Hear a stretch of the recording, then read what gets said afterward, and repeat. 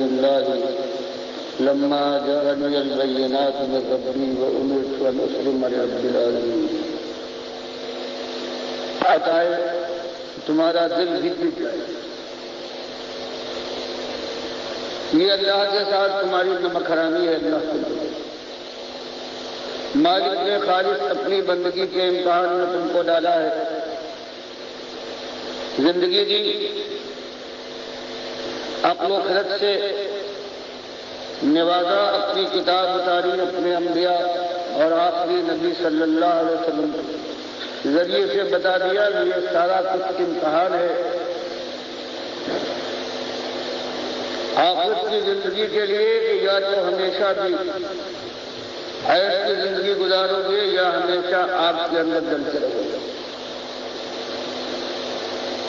تو 10 20 50 سال کی یہ زندگی ہے. اس میں تمہیں اللہ نے ایک ہی امتحان اور آزمائش میں ڈالا ہے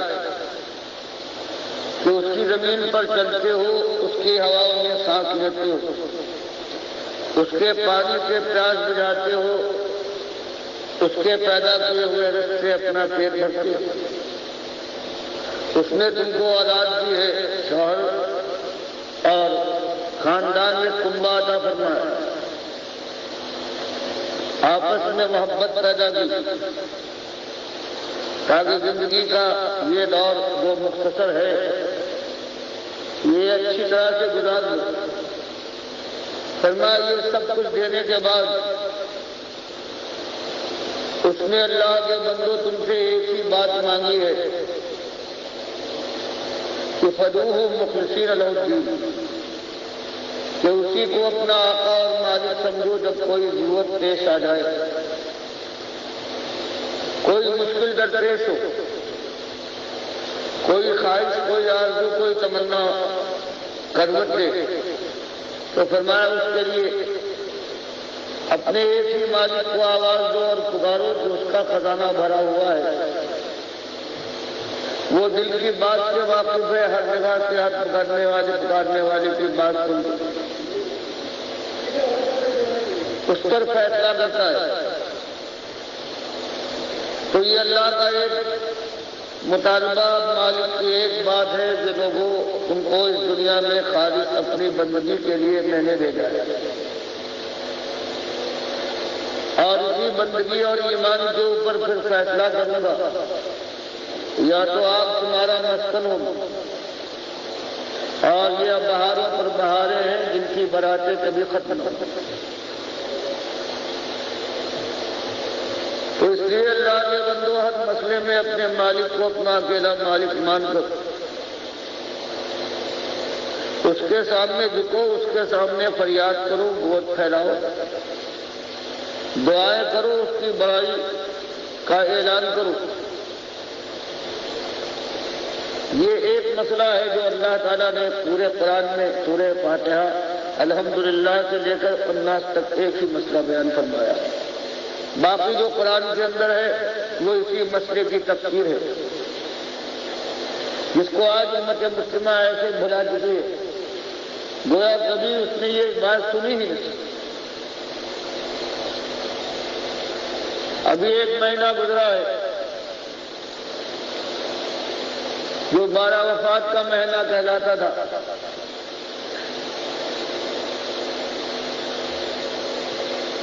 اس مہینے کی 12 تاریخ کو جو اس امت نے کیا ہے اور برابر کرتی آئی ہے مدتوں سے، یہ اس بات کا ثبوت ہے کہ یہ امت اپنے مالک کو بھول چکی ہے اور اس کے نبی صلی اللہ علیہ وسلم نے پوری زندگی میں جو چیز بیان کی تھی کہ دیکھنا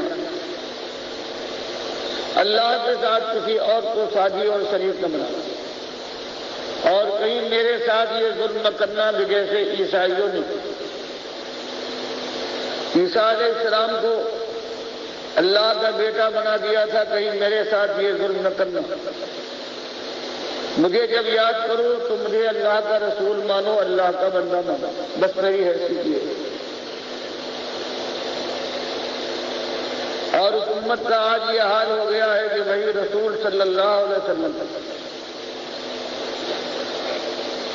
جو شرک اور کفر کے خلاف زندگی بھر جنگ کرتا آیا ہے، آج اس کو اللہ کے ساتھ شریک ٹھہرایا گیا ہے۔ کہیں یا رسول مدد کی آواز بلند ہوتی، کہیں یا اللہ اور یا محمد لکھا جاتا ہے مسجدوں میں، دکانوں میں، مکانوں کے اندر۔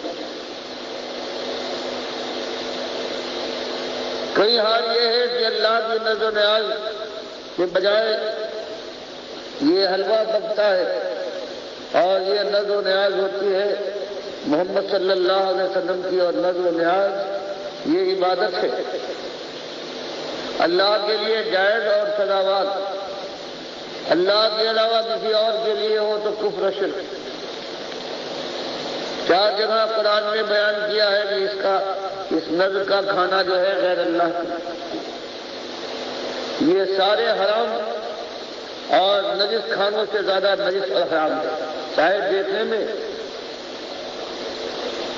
وہ ایسا نظر آئے کہ یہ روغن سے تر ہے، زبان پر رکھنے والے یہ سمجھے کہ لذت سے بھرا ہوا ہے، لیکن مالک نے قرآن کے اندر غیر اللہ کی نظر و نیاز کو 4 جگہ بیان فرمایا کہ یہ سور کے گوشت سے زیادہ حرام اور نجس اور شرک۔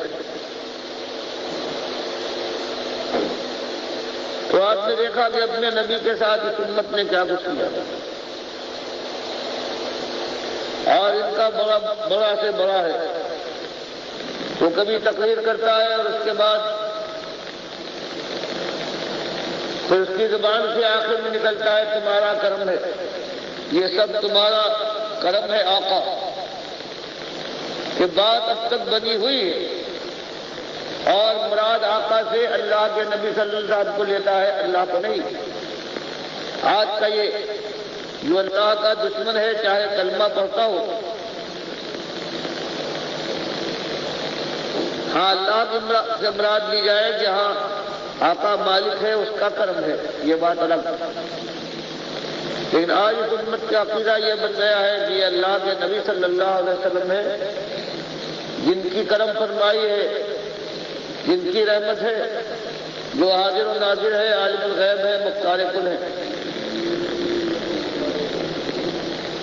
اب اللہ نے ان کو اختیار دے دیا ہے، مالک الگ ہو گیا ہے کہ جس کو چاہو تم دو اور جس کو چاہے محروم کرو۔